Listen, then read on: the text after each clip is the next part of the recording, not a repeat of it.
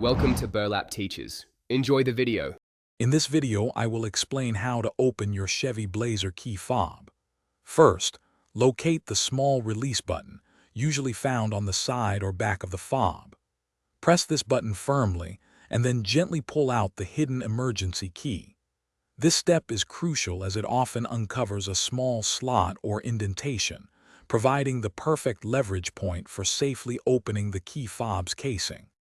Now that the emergency key is removed, you'll see a small slot. Carefully insert a small flathead screwdriver or even a coin into this opening. With a gentle twisting motion, begin to pry apart the two halves of the key fob casing. It's important to apply steady, light pressure to ensure you don't damage the plastic housing or the internal components.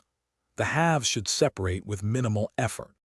With the key fob open, you'll see the small coin cell battery. Before removing it, take a moment to note its orientation, especially which side is facing up. Most Chevy Blazer key fobs use a CR2032 battery.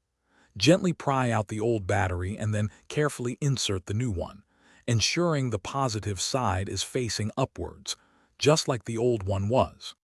To reassemble, carefully align the two halves of the key fob casing.